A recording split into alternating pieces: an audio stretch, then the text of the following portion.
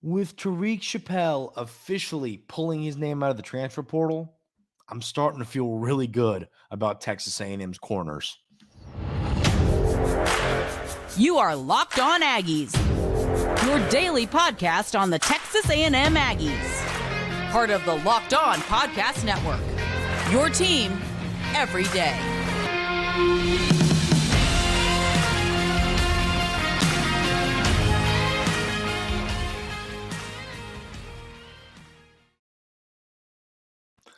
Welcome on in to Locked On Aggies. I'm your host, Andrew Stefaniak. Thanks for making Locked On Aggies your first listen every single day. Today's episode is brought to you by our friends over at LinkedIn Jobs. These days, every new potential hire can feel like a high-stakes wager for your small business. That's why LinkedIn Jobs helps find the right people for your team faster and for free. Post your job free at linkedin.com/lockedoncollege. Terms and conditions do apply. Ladies and gentlemen, it was an interesting weekend of Texas A&M sports. We are going to start with the news about Tyreek Chappell, but we will get into the baseball team. We will get into the basketball team. A ton of stuff to break down all around Texas A&M athletics this morning. We're going to start, though, with this news about Tyreek Chappell. I don't know if it was a month ago, 3 weeks ago, but, we heard some news that, Tyreek Chappell perhaps was going to pull his name from the portal. And it was one of those things where it sounded like, it was a done deal, but you didn't really hear much about it. And that always kind of scares me when it's like, oh, well, it's going to happen, but then it doesn't. You're like, well, is it going to happen? But luckily, it finally does happen. Tyreek Chappell pulls his name from the portal. He will return to Texas A&M. So, once again, and I talked about this, I think on later in the week last week, but I talked about how,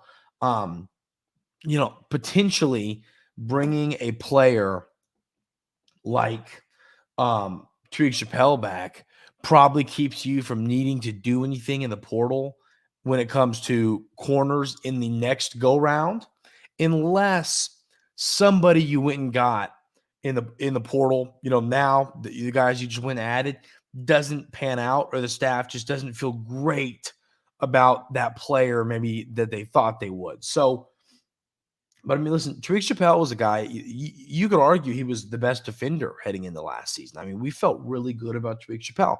Did he have the best season? No. He didn't have the best season. PFF grade was a 66.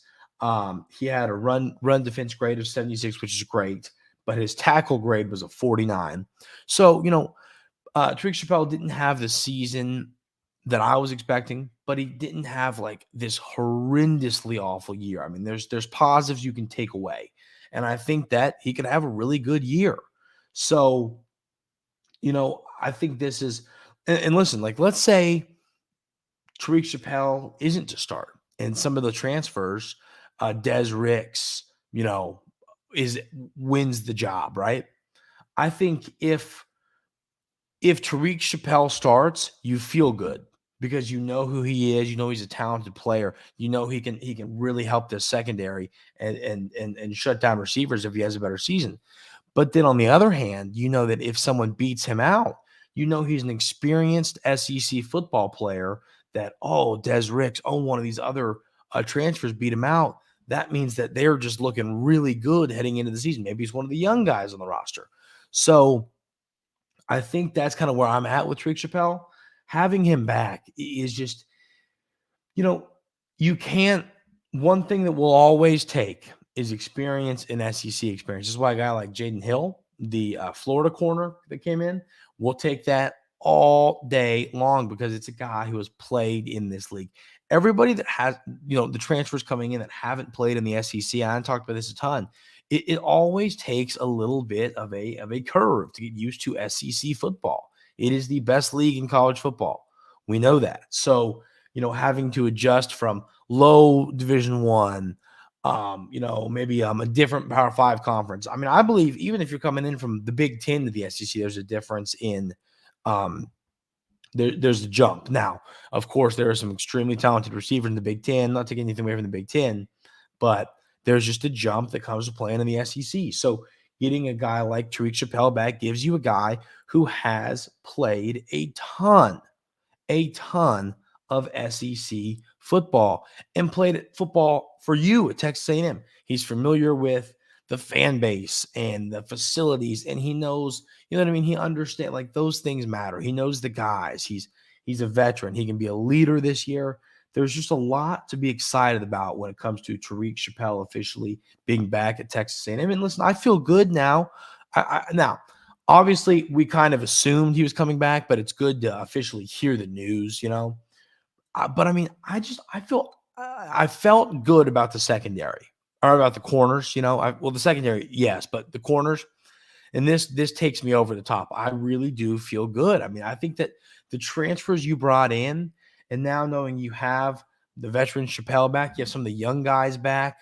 You have Bryce Anderson out there, and I know he's, you know, a do-it-all kind of defensive back. But point is, I feel a lot better about this secondary knowing that Tyreek Chappell is back in. He's going to play for Texas A&M than I would have had he not, because that means that, you know, I think that if Tyreek Chappell is able to win the starting job, which as of right now, I think you have to assume he will.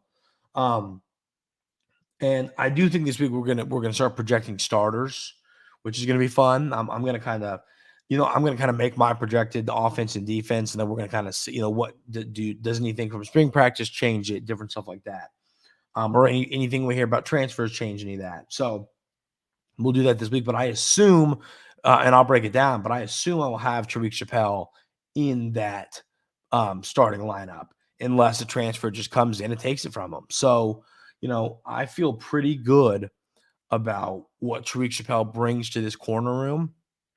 And it was a room, as you everydayers know, that I feel really good about in general, thanks to what Coach Elko and this staff has done via the portal. I think that perhaps the new secondaries coach could be could help Tyreek Chappell, could help with the tackling. You know, there's different things like that, you know, here's the PFF grade, like I said, it was a 66. If his tackle grade moves up 8 points, he's potentially looking at around a 70. And the 70 PFF grade, we'll take that all day long. So now PFF grades don't always tell the story. Like, for example, Josh DeBerry's PFF grade was a 71, which is a pretty good number.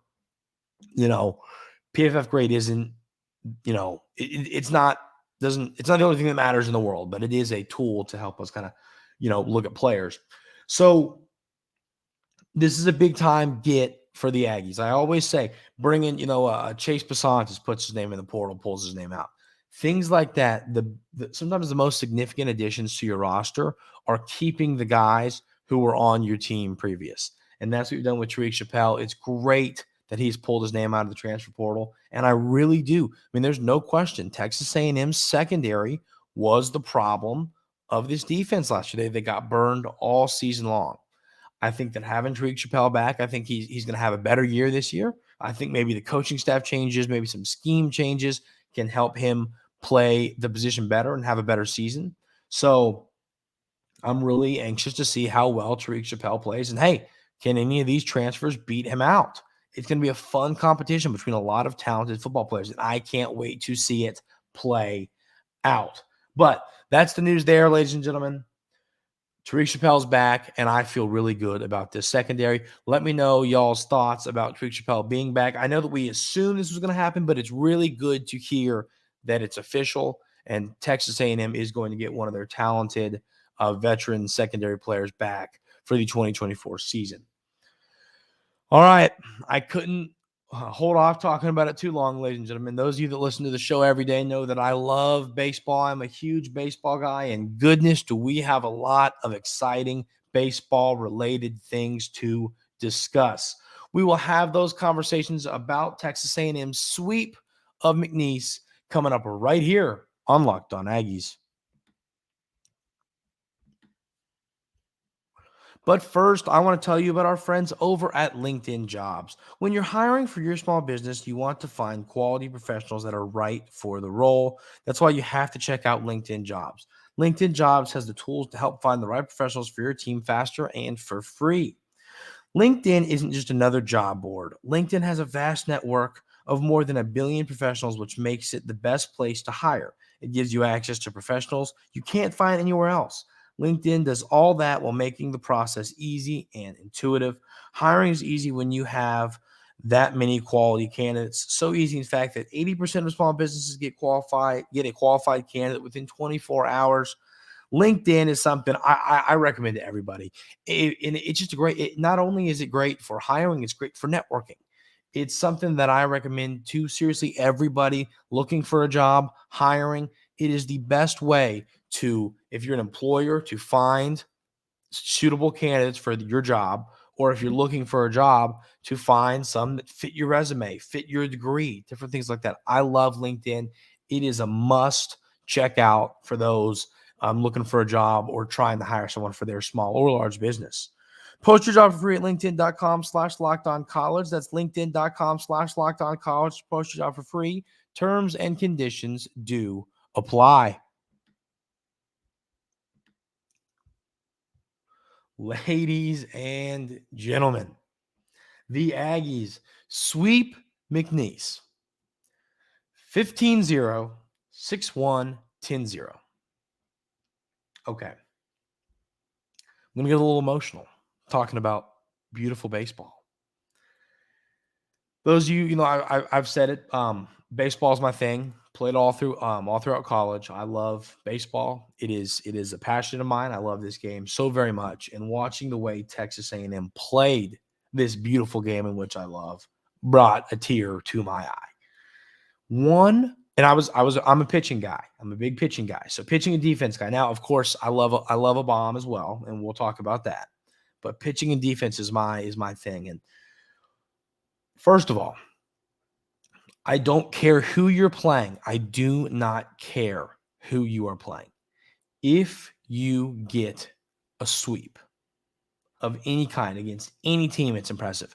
Sweeping a team in baseball. Baseball is a sport not like basketball, not like football, more so like basketball than football. But, I think it's just a lot more people at every level can play. Every player at the Division I level can hit a 95-mile-per-hour fastball. Every player can hit a baseball 400 feet, every 95% of rosters have pitchers who are throwing in the 90s. It's like there's a lot more evenness when it comes to talent in college baseball. Now, of course, Texas A&M is a much, much more talented team than McNeese. I'm not saying that. But what I am saying is college baseball is a, it's a sport like that where there's a lot of talent all over the country. And Texas A&M is a legit, we knew this, but I wanted to see it on the field first. I know it's McNeese, legit national championship contender. We knew this. This confirmed it to me. Baseball, it's one of those things where, I think in basketball, you can't, when you play a bad team, it's hard to tell. In baseball, when you play a team like McNeese, you even though they're not, an SEC caliber baseball team, you can still tell what the Aggies have. So giving up one earned run, and I guess it would be 9 plus 14 because you had 2 run rules, but still in that many innings of baseball is incredibly impressive. So, listen to these numbers from the pitching staff. 1 earned run, like I said, 14 hits in 3 baseball games. That's just, I can't even put that into words. 1 double, no home runs. Think about that. 1 double and 14 hits. You only had 1 extra base hit, a double, no home runs. 36 strikeouts. 36 strikeouts. This is just beautiful stuff. 6 walks, which we'll take that. The 6 hit by pitches, you want to cut down on that. That's an average of 2 a game. Hit by pitches to me are something that always spark a dugout. I think a little bit even more so than a walk. I don't know why. That's just a thing. Whenever I'd hit a guy when I was on the mound, it just felt like something just was like, oh, this isn't good, compared to a walk. because that means, man, if I hit somebody, I'm off. I'm very much off of my target. And so the 6 hit by pitches, I'd like to get. So 6 base on balls in 3 games, you will take that all day long. Kind of last year when I started the show and we were talking about baseball kind of toward the tail end of the season, Texas A&M was walking some guys. These walk numbers were much higher than 2 a game. 2 walks a game, we'll take that. I'd love 0 walks a game, but you can live with 2 walks a game. 6 hit by pitches is a number I'd want to cut down on because, like I said, that's 4 free bases a game. I'd always like to cut that number down if possible, but the hit by pitches definitely want to cut that down. So the pitching looked great. It'll be really fun to see this staff against an SEC team because I think they're going to be dominant. I really do. I mean, you can see watching the stuff, the off speed, the heaters, that this pitching staff is going to be great. That's what I say. So, those that say, well, once again, it was McNeese, you can see how dominant the pitching staff is going to be just by the movement on the off speed pitches, the ability to hit their spots, the velocity. There's lots of different variables to go into it. And I mean, just what you can see from watching this pitching staff tells me that they're going to be elite. This is the other thing that got me excited. 1 error in 3 games of baseball to open the season. Listen, fielding, like if Texas A&M would have had 3 or 4 errors this weekend, I'd have been like, that's okay. It's opening weekend. That's going to happen. You're going to kick the ball around some. Only having 1 error is so important. Listen, routine baseball, making the routine play is so important. Flashy plays, make a couple a weekend, but the routine plays, and I sound like my dad, and that is something else. But the routine play is what wins baseball games, and Texas A&M made it all weekend long. That's what's going to win SEC games. Yes, are the flashy diving, double play, flip it behind the back, and throw it over to first base? Is that stuff awesome? Of course, it's awesome, but fielding the ground ball between your legs and flipping it over to first base and just making the routine play is also awesome. To me, it's even more awesome. I mean, just because that's what wins games. So, 1 error on opening weekend, you will take that all day long. Wouldn't even think twice about it. I will take that every day and twice on Sunday. 1 error in a weekend. Thank you very much. So, pitching and fielding, I feel so good about. And the hitting, I feel pretty good about it too. I mean, let's get into the numbers. I wrote down all the pitching numbers, but I wanted the hitting. It was hard to write it down. So let's get into the pitching numbers. The hitting numbers, excuse me. So your batting average leaders through the first weekend, Ali Camarillo was 5 for 11. He scored 3 times, 1 homer, 3 RBIs, 8 total bases, slugging .727, 2 base on balls. Only struck out 1 time. Love to see low strikeout numbers. Then you got Blake Binderup, same batting average, 455, 11 at-bats, 5 hits, 1 triple, 1 homer, 4 runs batted in, 8 total bases, .909 slugging percentage, 3 walks, 4 strikeouts is a number you'd like to see cut down on. So here is where I'm gonna gripe about I'm gonna nitpick a little bit. This is what I'm gonna nitpick. Striking out, let me see. I have the number. Oh, here we go. 27 times. I'd like to see that number come down. That's just a little under, 10 a game. I'd like to see those numbers come down a little bit because here's the deal. And this is another just baseball cliche, but putting the ball in play forces the defense to make plays. Everybody knows that, and that's reality. So striking out, it kills rallies. It kills, the chances of just tapping one to third base and third baseman throws it away. There are so many things that can happen when you just put the baseball in play that you want to see those strikeouts cut down. So those guys, Gavin and then Blake, they both had 4 strikeouts. You want to see those numbers cut down on. And then the other one is Jace Lavalette, who I've just never seen a more naturally beautiful swing than the swing Lavalette has. He will be an MLB player. There's no question. He batted .333 on the weekend, 12 at-bats, 4 hits. Only one of those hits did not leave the ballpark with 3 home runs on the weekend. 9 RBIs, 13 total bases, a slugging percentage of 1.083, 2 walks, 5 strikeouts. I'd love to see him cut down on the strikeouts. You don't want to be the bomb or strikeout guy. That's not the guy you want to be. You want to be the hard contact in play, but it leaves the yard at a high percentage. So would love to. Now listen, and also the other thing I want to add is next series, I'm willing to bet Texas A&M cuts down on these strikeouts.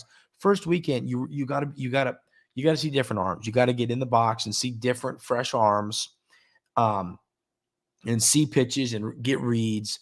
It's not always easy to just walk in and hit the ball great coming off. Hey, I haven't seen a ton of live pitching. So not upset about, I'm not stoked about the amount of strikeouts, but I think you're going to see that cut down weekend by weekend, just as you see more pitches. It's not easy to opening weekend hit the ball well.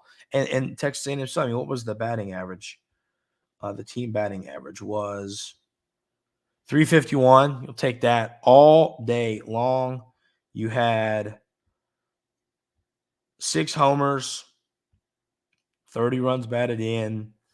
You had 31 walks, which is really absurd. I'm sitting here. Think about that. Texas A&M has 6 walks on there for their pitching staff, and then you have 31 from the other team. That's just absurd. So patient at the plate. Love to see that. That does mean that you're seeing some pitches well. Just everything. There's nothing you can take away from this weekend and be negative about. Yes, I can sit here and nitpick about the hit by pitches or the strikeouts. But once again, those are just things to, hey, let's take this from here to here this weekend and next weekend. This is an elite weekend of baseball from who I think is one of, if not the best teams in all of college baseball. This team's going to make it to Omaha. I'm calling my shot right now, and I don't even think it's a real good shot to call, because watching this team play, it's hard to say that they won't. So, ladies and gentlemen, if you are a diehard Texas A&M baseball fan like myself, you should feel very, very, very good about this team and what they're going to do this season. Now, to move to a little bit more negative note, let's talk about the Texas A&M basketball team and their weekend losing to Alabama on the road. We'll talk about that coming up right here on Locked On Aggies. But first, I want to tell you about our friends over at FanDuel.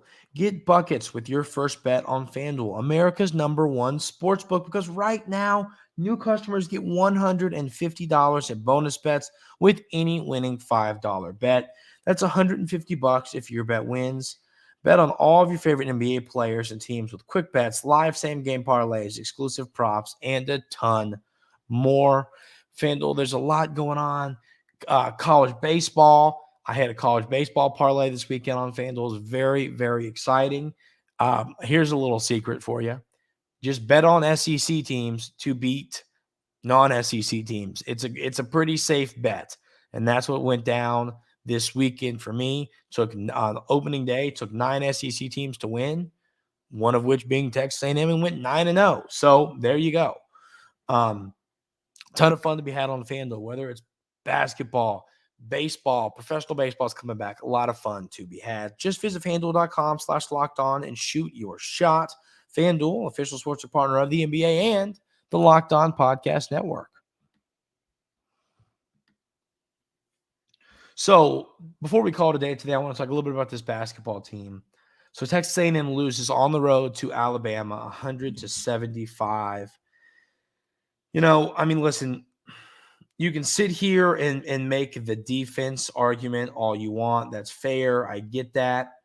But Alabama is a team. The way I talk about Alabama is if they make their threes, nobody in all of college basketball is going to beat them. They were 18 of 41 from 3. 18 of 41 from 3. That's just absurd. But, when they do that, nobody can beat them. If they go, 13 of 41, We're talking a little bit different of a ball game here, but and that's why Alabama will not go deep in the NCAA tournament. They're going to have a game. I think they lose in around the 32. I mean, they could just shoot well 6 games in a row and win a national championship. That legitimately could happen. They could lose in the opening round to a 13 seed if they don't shoot well. It's truly that simple. But unfortunately, Texas A&M has to play them on the road, and they do shoot well. So that just happens. Boots had a really good game, 10 of 17 from the field, 4 rebounds, 1 assist, 22 points. He's got his season total up to 15.5 points per game. Feel great about him and how he's playing. Once again, the free throws and the 3-point shooting. You're 15 of 23 from the line for a percent of 65. That's just not going to get it done. You've got to make your free throws. Now, if you go 20 of 23 and you lose this game 80 to 100 instead of 75 to 100, is there a difference? No, but I'm just saying, you never know how during the game making your free throws can change the impact or change runs, different things like that. And then 4 of 23 from 3. If you're shooting 17% from 3, stop shooting the 3. Go down low. Try and score at the rim. Drive the basketball. Get to the free throw line. Pick up fouls. Make your free throws. There's so much different you can do. This is frustrating. So, 0-2 week after losing to Bama and Vandy. Just an ugly, ugly week of road basketball. You had to beat Vandy. If you beat Vandy and lose to Alabama when they shoot like that from 3, I get it. But you had to beat Vandy. This is really going to hurt you a ton here. So, your remaining games, you got 6 games left. You play Arkansas at home, South Carolina at home, at Tennessee, at Georgia, and Mississippi State at home, at Ole Miss. I think you got to go 4-2. I think you got South Carolina, they got steamrolled by Auburn, and then they lost to LSU at home this week. They had an 0-2 week as well. They, I think, are a little bit fraudulent. I think I called that. I don't know if I called that here. I've called that to some folks, but I did not think they were very good. I thought they got a good win at Tennessee, and they were a little bit overrated. So I think you can beat South Carolina and Arkansas at home. I think you got to win both of those games. I think you have got to win those. But of course, the trip to Tennessee is between these. So your week this week, you host Arkansas, you go to Tennessee. I think if you beat Arkansas, lose to Tennessee, then you beat South Carolina at home, beat Georgia on the road, beat Mississippi State at home, and then lose to Ole Miss on the road, which you can win that game. But let's say you do that, go 4-2, you go 10-8 in SEC play.